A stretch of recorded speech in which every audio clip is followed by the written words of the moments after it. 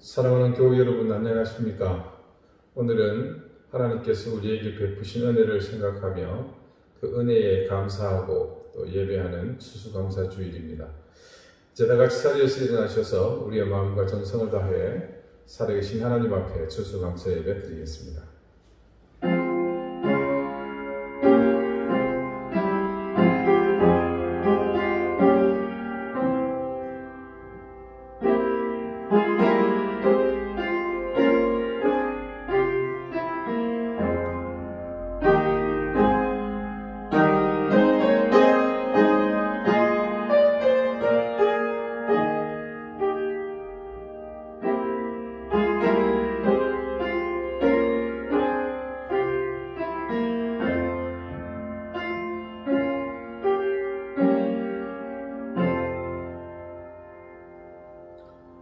주의 빛과 주의 진리를 보내시어 나를 인도하시고 주의 거룩한 산과 주께서 계시는 곳에 이르게 하소서. 그런즉 내가 하나님의 자단에 나아가 나의 큰 기쁨의 하나님께 이르리이다. 하나님이여, 나의 하나님이여, 내가 수금으로 주를 찬양하리이다. 아멘. 우리 인생의 토지에 풍성한 곡식을 주셔서 부족함 없도록 넘치게 추수하게 하신 하나님, 우리 삶의 과목에 형형색색의 과실을 맺게 하셔서 우리의 삶을 풍성하게 채워주신 하나님, 오늘 우리는 우리 인생에게 베푸신 하나님의 사랑과 우리의 삶에 넘치게 채워주신 하나님의 말로 다 할 수 없는 은혜와 사랑을 찬미합니다. 우리의 호흡을 다하여 우리의 입술이 진하도록 우리 영혼의 감사와 인생의 찬송으로 거룩하신 하나님께 감사의 예배를 드립니다. 감사와 감격에 기운 우리의 이 예배를 기쁘게 받아 주옵소서. 영원히 감사할 그 이름 예수 그리스도 이름으로 기원하옵나이다. 아멘. 찬송가 5장 함께 찬송하겠습니다.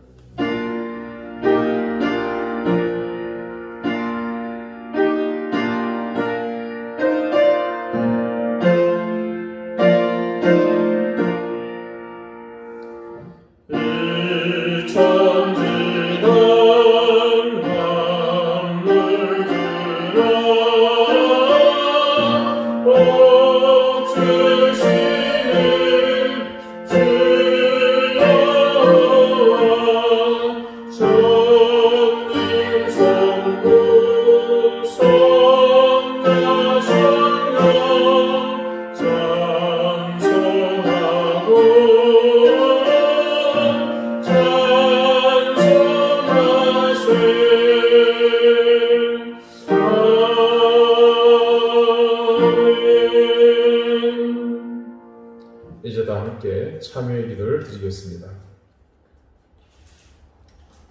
영원히 죽었던 우리 인생을 생명의 구원으로 인도하신 주님, 이 시간 죄악에 물든 우리의 모든 삶과 인생을 자비하신 하나님의 존전에 내려놓습니다. 아버지여, 우리의 죄를 용서하여 주옵소서. 지난 시간 우리의 삶은 거듭난 구원의 백성의 모습이 아니었습니다. 썩어지고 멸망할 세상의 가치와 진리를 쫓아가는 어리석고도 무지한 삶이었습니다.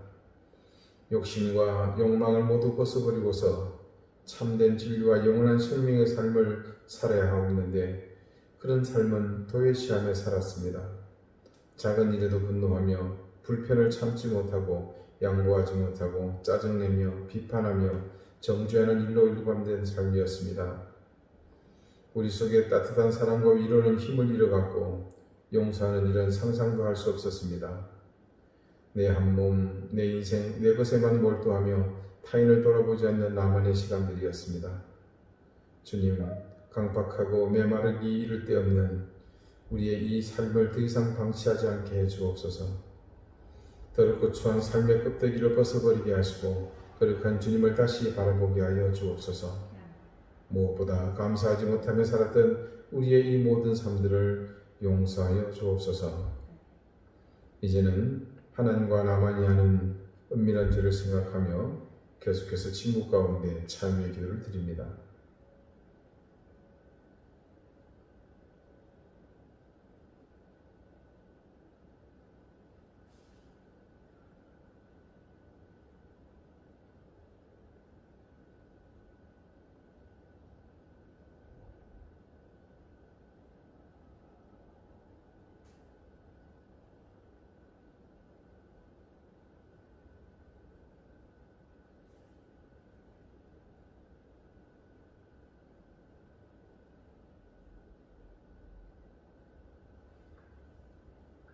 하나님께서는 자신의 부끄러운 죄를 솔직하게 고백하는 사람들에게 말씀하십니다.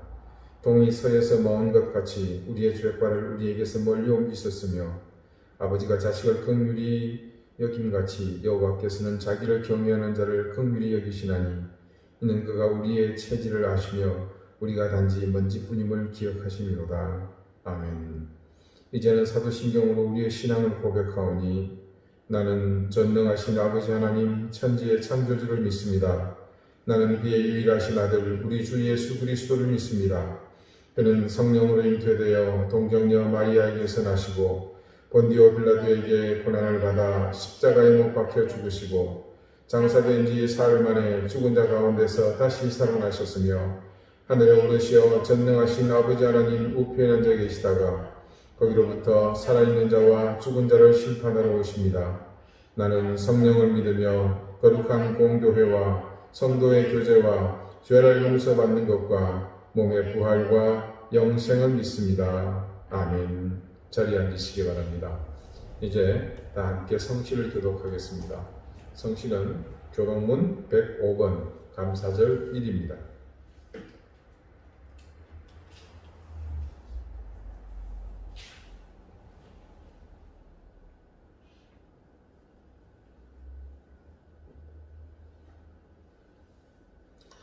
여호와께 감사하라. 그는 선하시며 그 인자하심이 영원하미로다. 여호와께 감사하고 그의 이름을 불러 아뢰며 그가 하는 일이 만민 중에 알게 할지어다. 그들이 광야 사막길에서 방황하며 거주할 성읍을 찾지 못하고 줄이고 목이 말라 그들의 영혼이 그들 안에서 피곤하였도다. 이에 그들이 근심 중에 여호와께 부르짖으매 그들의 고통에서 건지시고 또 바른 길로 인도하사 거주할 성읍에 이르게 하셨도다. 여호와의 인자하심과 인생에게 행하신 기적으로 말미암아 그를 찬송할지로다. 그가 사모하는 영혼에게 만족을 주시며 줄인 영혼에게 좋은 것으로 채워주심이로다. 아멘. 오늘은 다 같이 합심해서 함께 기도하는 시간을 갖겠습니다. 먼저 오늘 이 한 해 동안 베풀어 주신 은혜를 생각하며 하나님 앞에 감사하는 기도를 드리십시다. 그리고 코로나의 위협이 다시 확산되면서 많은 이들이 불안과 또 공포 속에 거하고 있습니다. 하나님 속히 이 시간들이 지나가게 하시고 치료제와 백신이 현실적으로 사용될 수 있도록 속히 개발이 될 수 있게 해주시옵소서. 이 나라와 민족을 하나님께서 불쌍히 여겨주시고 혼란한 정치권이 안정을 찾게 하시며 정말 국민들의 마음을 헤아리는 그런 성숙한 정치가 이 땅에 뿌리박도록 위해서 기도합시다. 북한의 동포들을 위해서 기도하며 또 이 제주 땅을 위해서 기도하시고 우리 교회를 위해서 또 환우들을 위해서 우리의 자녀들을 위해서 오늘 예배를 위해서 함께 다 같이 기도하겠습니다.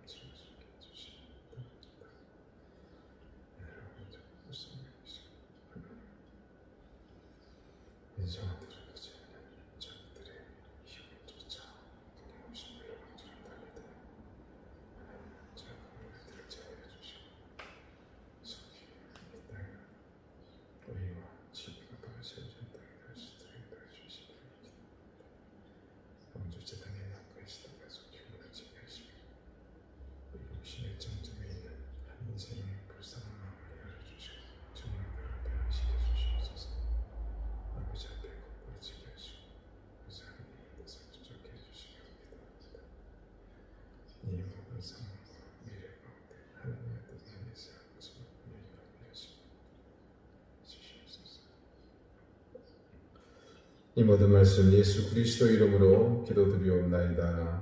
아멘.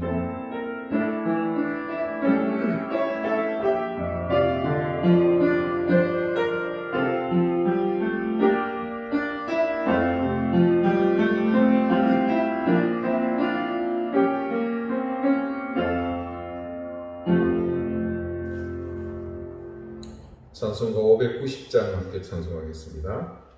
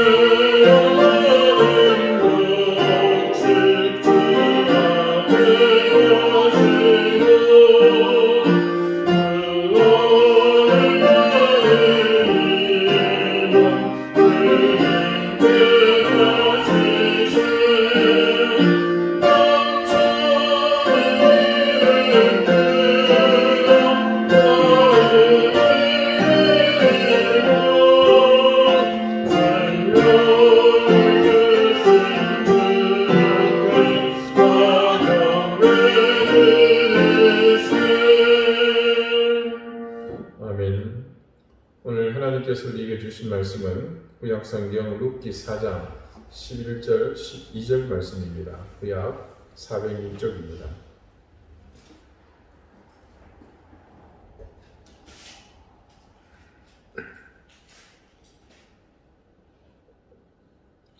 룻기 4장 11절 12절 말씀을 제가 읽겠습니다. 이제 다 같이 자리에서 일어나셔서 하나님의 말씀을 경청하십시오. 성문에 있는 모든 백성과 장로들이 이르되 우리가 증인이 되나니 여호와께서 내 집에 들어가는 여인으로 이스라엘의 집을 세운 라헬과 레아 두 사람과 같게 하시고 네가 에브라스에서 유력하고 베들레헴에서 유명하게 하시기를 원하며 여호와께서 이 젊은 여자로 말미암아 네게 상속자를 주사 네 집이 다말이 유다에게 낳아준 베레스의 집과 같게 하시길 원하노라 하니라. 아멘. 자리에 앉으시기 바랍니다. 하나님께서 이 말씀으로 우리에게 은혜 주시기를 원합니다. 오늘 추수감사주일 갖게 하시기를 라는 제목으로 하나님의 말씀을 전하겠습니다. 아브라함의 아들 이삭은 쌍둥이 두 아들을 낳았습니다. 첫째는 에서, 둘째는 그 유명한 야곱입니다. 우리가 아는 것처럼 장성한 야곱은 어머니와 공모해서 형과 아버지를 속이고 장자권을 가로챘습니다. 이 사건은 형 에서를 심각하게 분노하게 했고 결국 살인을 느낀 야곱은 어머니의 주선으로 외가로 피신하게 되었습니다.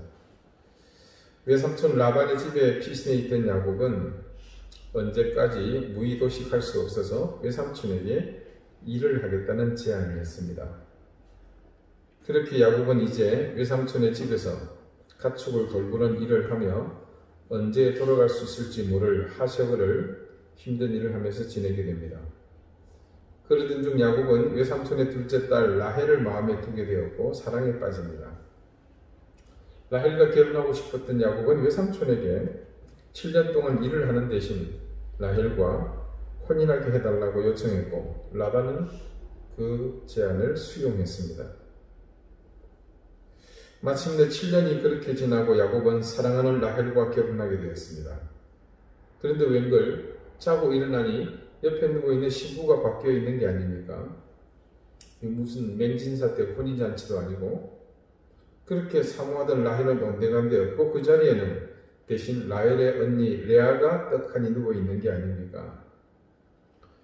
분노한 야곱은 외삼촌과 실랑이를 벌이다가 결국은 7년 더 일하는 것으로 합의를 보고 라헬을 야곱에게 줍니다.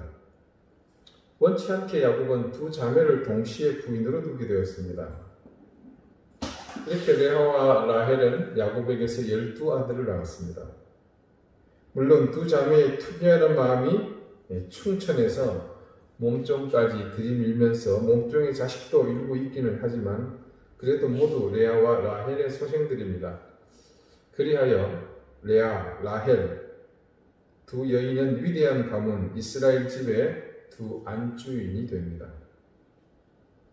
두 여인으로부터 두 개의 가지가 나와서 하나의 위대한 집이 완성된 셈이죠. 야곱의 집안은 이후 야곱이 하나님의 천사로부터 이스라엘, 즉 하나님과 싸워서 이겼다라는 뜻의 이런 이름을 얻은 후 그 가문은 이스라엘이라는 나라를, 민족을 이루는 근간이 되었습니다. 야곱의 집안, 이 이스라엘의 집안이 곧 이스라엘이 된 셈입니다. 오늘 본문의 말씀에서 보듯이 이는 베들레헴의 장로들이 보아스의 요청을 듣고서 증인으로서 자신들의 할 일을 수락하는 것은 물론이고 그들이 새롭게 부부인을 맺게 되는 그 가정에 던진 축복의 선언입니다. 그 첫 번째가 바로 야곱이 외삼촌 라반의 집에서 결혼으로 가게를 일군 그 두 여인의 업적과 같이 룻의 인생이 그런 위치에 서기를 축복하는 그런 내용입니다. 두 번째, 이 장로들이 축사하는 말에는 보아스가 이 결혼으로 인해서 에브라스에서 유력하고 베들레헴에서 유명하게 되라고 합니다. 자, 여기서 유력하다는 말은 이미 우리가 이 보아스가 등장할 때 살펴보았던 그 내용이죠. 기억하십니까? 기보르 하일이다.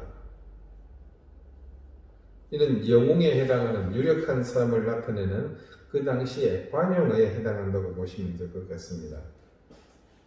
에브라스는 본래 에브라다를 줄여서 부른 말입니다. 에브라다는 추측기는 베들레헴이라는 큰 성의 한 지역이 아닐까 그렇게 생각을 합니다. 그래서 나중에는 그냥 베들레헴이라고 불려지게 되었는데 구분하기 위해서 그렇게 한 것이 아닌가 봅니다. 여러분 미가서 5장 2절을 보면 예수님의 탄생을 예고할 때 베들레헴 에브라다야 그렇게 말하는 것을 볼 수 있죠. 그래서 제주도 저지리야 이렇게 이해하시면 될 것 같습니다. 아무튼 장로들의 축복의 선포는 후일에 이 미가 선지자를 통해서 공식화되었고 그의 집안 그리고 그가 살고 있던 바로 그 베들레헴 에브라다가 그런 영광을 입게 되었습니다. 자, 이미 우리가 본 대로 이 보아스는 베들레헴 안에서는 적어도 기보르 하일이었습니다. 깜깜한 밤중에도 이미 몰락해버렸던 그 엘리멜렉 가문을 회복시킬 정도니까 그는 그 성내에서 정말로 이미 충분하게 유력했습니다. 그런데 거기에 더하여 지금 이 상황에서 부정한 이방 여인을 아내로 맞이하는 이 어려운 기업 물을 일을 자처했으니 그는 이 베들레헴에서는 이제는 독보적인 그런 기보르 하일이 된 셈입니다. 더 나아가서 결과적으로 그는 이 선택으로 인해 메시아의 계보를 이어가는 일을 감당했으니 그가 살아서도 그랬거니와 죽은 후에도 그의 가문에서 이보다 더한 영예는 없을 것입니다. 자, 이 두 기둥을 성전의 주랑 앞에 세우되 오른쪽 기둥을 세우고 그 이름을 야긴이라 하고 왼쪽에 기둥을 세우고 그 이름을 보아스라 하였으며. 열왕기상 7장 21절에 기록된 말씀입니다. 솔로몬이 건축한 예루살렘 성전에 대한 기록입니다. 이 성전의 주랑 앞에 2개의 거대한 기둥을 세웠습니다. 그리고 그 기둥의 이름을 하나는 야긴이라 불렀으며 하나는 보아스라고 불렀습니다. 이 성전을 세운 솔로몬은 보아스의 5대 손입니다. 보아스는 솔로몬의 고조 할아버지가 됩니다. 베들레헴 출신으로 이스라엘의 명실상부한 첫 왕이 된 다윗의 가문이 바로 여기서 시작되었습니다. 그리고 그 이름은 하나님의 영광이 머무는 그 성전의 기둥이 되어서 이스라엘 전역의 모든 성인 남자가 해마다 의무적으로 반드시 제사를 드려야 하는 이곳 성전에 모든 백성에게 기록되는, 기억되는 그런 이름으로 남게 되었습니다.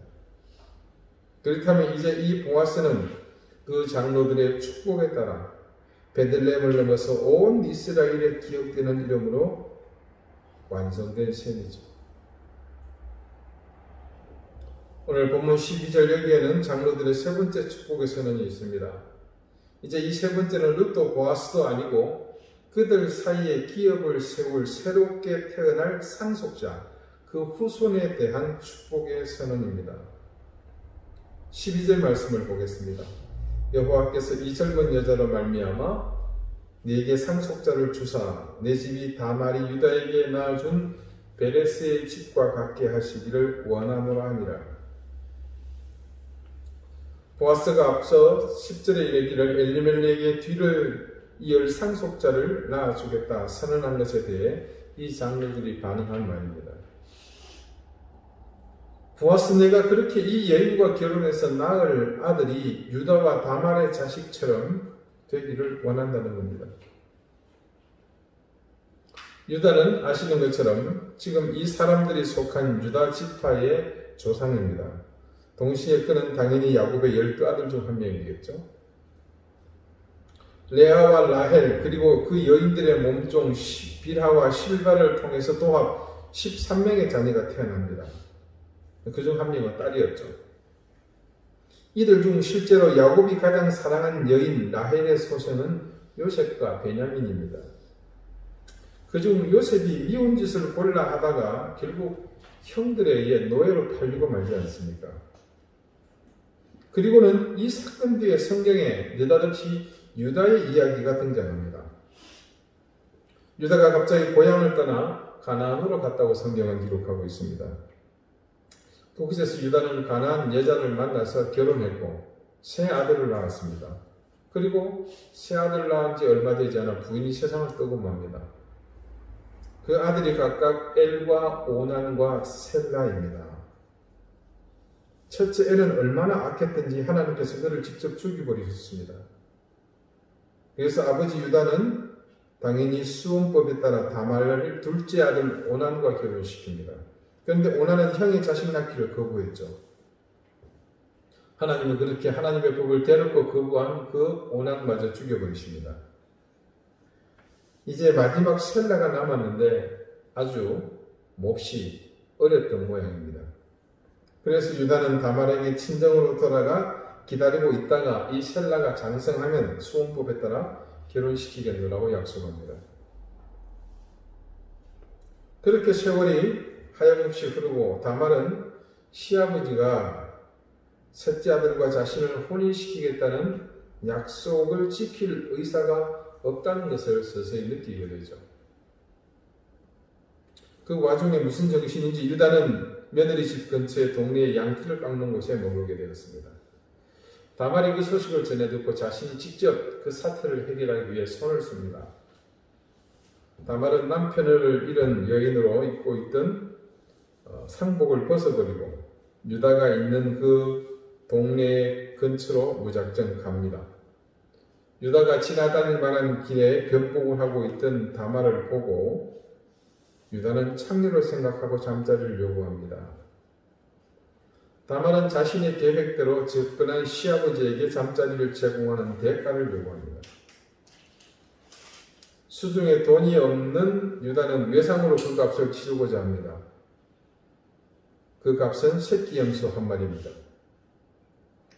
어이없게도 외상 거래를 요구한 유다에게 다말은 그 사실을 보증할 만한 물건을 요구하고 이에 유다는 자신이 가진 도장, 끈, 그리고 지팡이를 담보물로 건넵니다.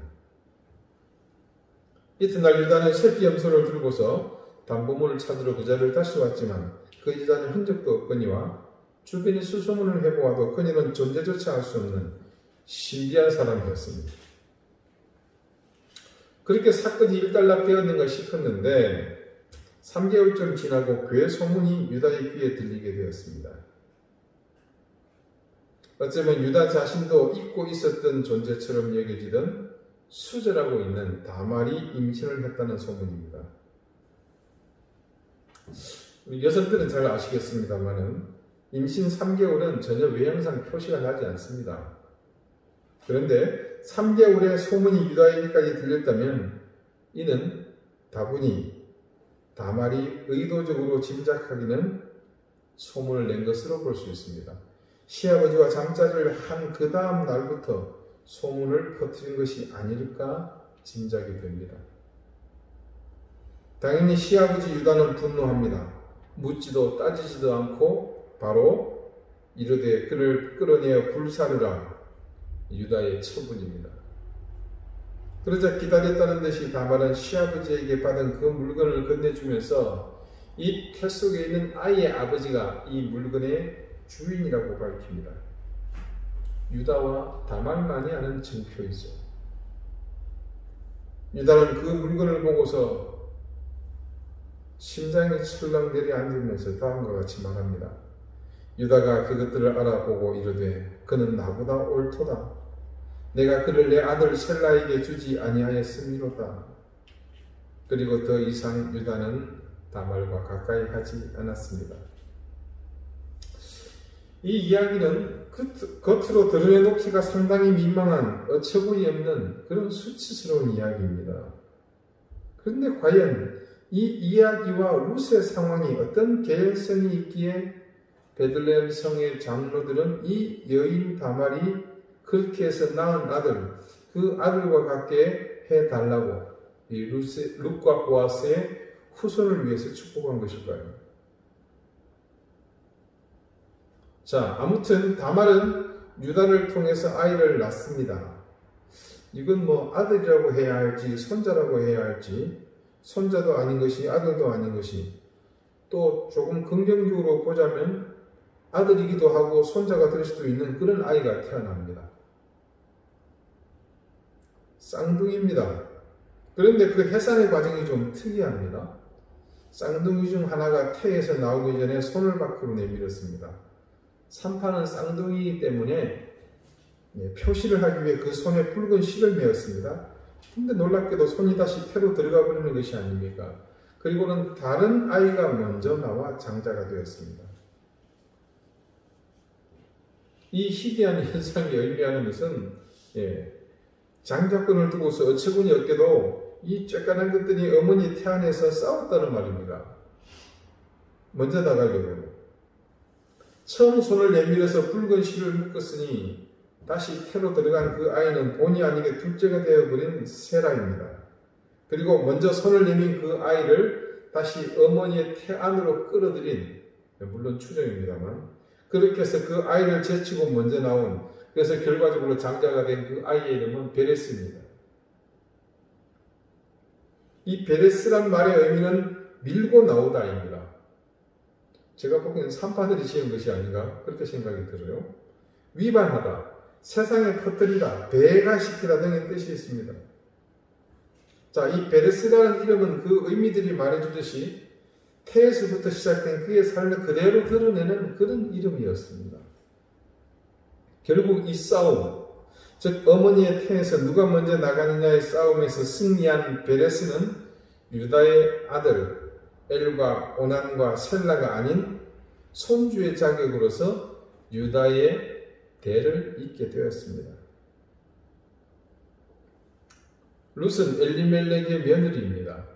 그런데 엘리멜렉의 집안에는 엘리멜렉의 대를 이을 두 아들이 모두 죽고 없습니다.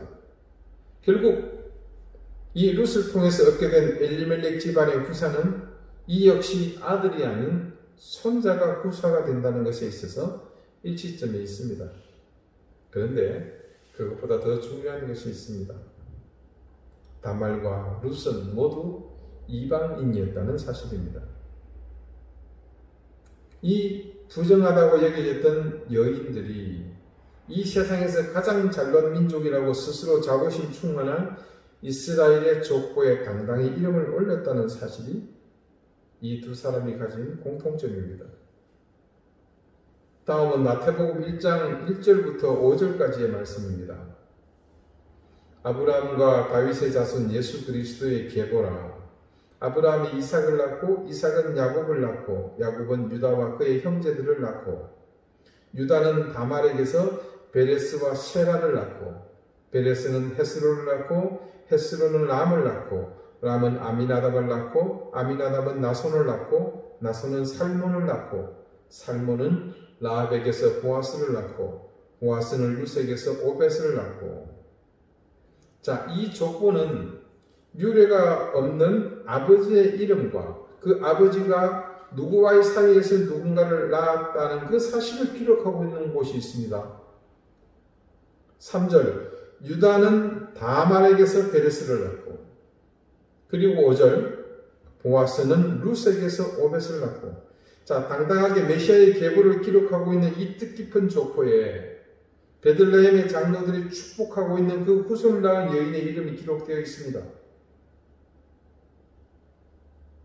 베들레헴 성에 나이 많은 이 어른들은 자신들 가문의 최고 어른인 유다의 후사가 얼마나 어렵게 이어져 왔는지를 잘 알고 있었습니다. 태를 이을 아들이 둘이나 죽고 없어진 상황에서 유다의 마음이 어땠을 것 같습니까? 기업의 대를 잇는다는 것은 그 시대의 남자들에게는 세상의 어떤 일보다도 우선해야 하는 중대한 일이었습니다. 그런데 유다는 그 일을 겪는 과정이 너무나 힘들고 고통스러웠습니다. 그리고 거기에 더하여 말도 안 되는 이 회개한 생명이 잉태된 것입니다. 그런데 수치스러웠던 그 과정을 통해서 태어난 베레스가 그들의 조상이 되었습니다. 그의 잉태 과정이 어땠고 어떤 일이 일어났는지 그것의 중요성을 따지기에 앞서 자신들이 어쩌면 그 자리에 존재하지도 못할 뻔했습니다. 그렇게 볼 때 이 베들레헴 성, 특별히 유다 지파의 후손들에게 다말이라는 여인은 생명의 어머니와도 같은 존재입니다. 그리고 그렇게 그 생명의 어머니를 통해 세상에 태어난 후사인 베레스는 바로 자신들 그 자체였던 것이죠. 우리가 이 베들레헴 사람들의 삶을 이해하지 못한다면 표면적으로 이 연륜 있고 오랜 세월을 성내의 어른으로 살아온 이분들의 복을 비는 이 방식을 수용하기는 어렵습니다. 그 장로들에게 외부인들의 시선은 그렇게 중요하지 않습니다. 그들은 단지 하나님께서 자신들을 어떻게 인도해 오셨는지 오로지 그 한 가지에만 관심이 있을 뿐입니다. 연로한 어른들의 그 인생에서 가장 중요했던 가치는 바로 오늘 이 성에 자신들이 하나님의 은혜로 살고 있다는 그 사실 자체였습니다. 그리고 그것을 상징하는 인물이 바로 다말의 아들 베레스였던 것이죠. 오늘은 추수감사주일입니다. 사실 저는 태어나서 40년 넘게 드려온 이 40여 회의 추수감사주일 예배 중에서 가장 작은 수의 사람이 모인 추수감사주일 예배를 오늘 드리고 있습니다. 제가 예배 드리는 사람의 규모에 대해서 여러분에게 직접적인 얘기를 드린 적은 아마 오늘이 처음일 것입니다. 방주교회 역사상 유례가 없는 규모의 이 감사주일 예배가 객관적인 시각으로 보자면 가장 감사에 대한 반응이 상대적으로 작은 그런 감사주일 예배라고 평가할 수 있을 것입니다. 그런데 저는 이 시점에서 오늘 베들레헴 성의 장로들이 보아스의 집안을 축복하는 이 선언들과 우리의 상황이 어떤 연관점이 있는지를 잠시 생각해 보았습니다. 우리를 시기하고 모함하려는 누군가는 우리의 모습을 보면서 도대체 너희들은 뭐 감사할 것이 있느냐라고 비아냥거릴 수 있습니다. 그리고 우리 스스로도 이렇게 질문할 수 있습니다. 그래, 지금 우리 처지에 무슨 감사해야 되냐?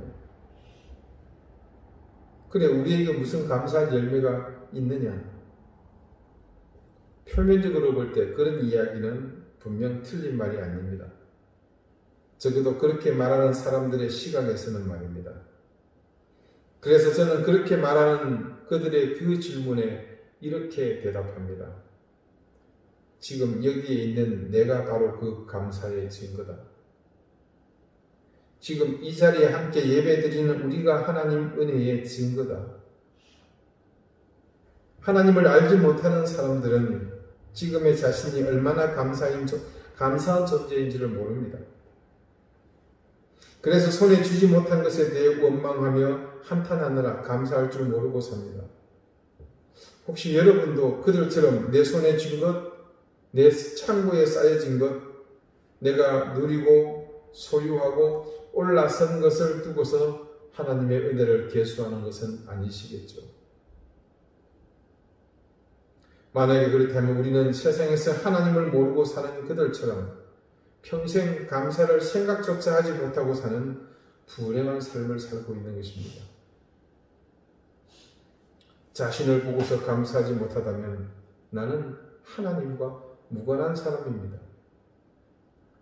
내가 정말 하나님의 자녀이며 그분이 내 인생에서 가장 중요한 분이라면 내 인생을 가득 채우고 있는 이 모든 것이 은혜이며 그분의 사랑이라는 것을 어떻게 부인할 수 있겠습니까? 내 눈에 보이는 것, 내 귀에 듣는 모든 소리, 그리고 나를 감싸고 있는 이 모든 환경과 관계들, 어느 것인들 그분의 인도하심이 아닌 것이 있으며 또한 그분이 내게 주시지 않은 것이 있겠습니까? 이 모든 것이 바로 지금의 나를 이루고 있는 모든 것들이지 않습니까? 설령 나를 깊은 절망과 고통 그리고 혼돈 속으로 끌고 가는 상황이 있다고 한들 그것 또한 하나님께서 내게 필요하셔서 주신 것이라는 사실을 의심하지 않을진데 어찌 그 모든 것을 포함하여 이 모든 우리의 인생을 하나님의 은혜라고 고백하지 않을 수 있겠습니까? 사랑하는 여러분 자체가 바로 하나님의 역사이며 그분의 사랑이고 은혜임을 믿으십시오. 그리고 그 사실을 조금도 의심하지 마십시오. 우리는 그 사실을 단지 깨달아 알 뿐이며 그래서 감사할 뿐이지만 그 사실을 깨달아 알고 그래서 감사로 고백하는 이들을 하나님은 너무도 귀하게 생각하십니다. 그들을 그래서 하나님은 복되게 하십니다. 그리고 그렇게 깨달아 알고 감사하며 고백하는 인생들을 이전보다 더욱더 풍성하게 하시며 복되게 하실 뿐만 아니라 넘쳐 흘러내릴 은혜를 그 인생들 위에 더하여 주십니다. 여러분, 감사절은 바로 그런 은혜가 있는 날입니다. 오늘 우리에게 그런 고백과 함께 하나님께서 우리에게 부어주시는 그 은총을 여러분 마음껏 누리시기 바랍니다. 내가 바로 그 일의 증인이며 열매이며 증거입니다. 기도드리시겠습니다. 하나님, 오늘 이 자리에서 예배하는 우리로 인해 하나님께 감사와 찬양을 드립니다. 지금의 내가 있음에 또한 감사드립니다. 그리고 지금의 내가 있기까지 지난 세월을 또한 감사드립니다. 그리고 이 땅에서의 삶이 모두 소진될 때까지 동일하게 인도하실 나를 통해 증거될 그 모든 은혜를 또한 감사드립니다. 혹여 우리가 미련하고 부족하거든 하나님께서 우리의 눈과 귀를 열어주시고 우리의 생각과 의지를 더욱 굳건하게 붙잡아 주십시오. 그래서 우리의 모든 삶으로 느끼며 깨닫고 알게 해 주십시오. 비단 오늘 이 감사 주일만이 아니라 우리의 일평생이 감사의 주일이 되게 하시고 우리의 모든 순간이 그날이 되게 해 주십시오. 예수 그리스도 이름으로 기도드립니다. 아멘. 589장 다 함께 찬송하겠습니다.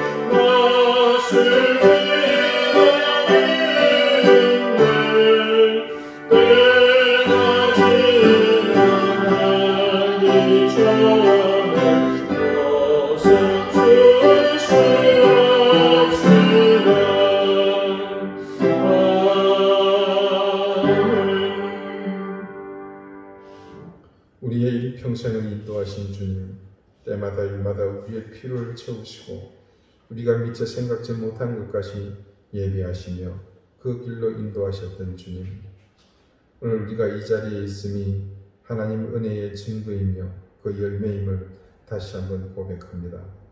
우리의 이 고백을 하나님, 주님 주신 것 중 일부를 구별하여 이곳에 담아 하나님 앞에 드립니다. 주님 기쁘게 받아주시고 그의 손길의 그 마음과 정성을 하나님 헤아려 주옵소서. 그들의 가정과 생업에 복을 주시고 사랑하는 자녀들이 그 앞길이 형통하게 하시며 하늘의 신령한 은혜와 땅의 기름진 복이 그들 가운데 넘쳐 흐르게 하여 주시옵소서. 감사드리며 예수 그리스도 이름으로 봉헌 기도드립니다. 아멘. 교회 소식 알려드리겠습니다. 오늘은 추수감사주일입니다. 오늘 예배를 또 함께 드리면서 여러분 가정에 돌아가셔서 한 해 동안 우리에게 베푸셨던 그 은혜를 기억하고 감사할 수 있는 그런 시간이 되시기 바랍니다. 전국적으로 코로나 확진자가 계속해서 증가하고 있는 그런 추세입니다. 아울러 제주에서도 유례 없이 계속해서 지금 연이어 확진자가 생기고 있는데 교우들께서는 특별히 교인 관리 철저히 잘 하시고 예방에 만전을 기하시기 바랍니다. 지난주도 말씀을 드렸습니다만은 조금이라도 몸에 이상이 있었을 때는 예배에 참여하기보다는 집에서 잘 살피시고 또 다른 수단으로 예배를 드릴 수 있도록 하시기를 당부드립니다. 추수감사절 떡을 준비했습니다. 여러분 가정길로 하나씩 수령하시고 또 여유있게 했으니까 이웃에 감사의 소식을 전하는 용도로 추가로 가지고 가셔서 이웃과 추수감사의 은혜를 나눌 수 있기를 바랍니다. 여러분 강단이 아주 예쁘게 장식이 되어 있죠. 우리 최보정 집사님과 이소희 집사님 또 최옥경 집사님 우리 교우들께서 어제 나오셔서 정성껏 귀하게 장식해 주셨습니다. 하나님이 기뻐하실 것이고 또 수고하신 분들에게는 감사를 드립니다. 이제 다 같이 자리에서 일어나셔서 우리 앞뒤에 계신 분들과 다정하게 인사를 나누시겠습니다. 찬송가 54장 함께 찬송하겠습니다.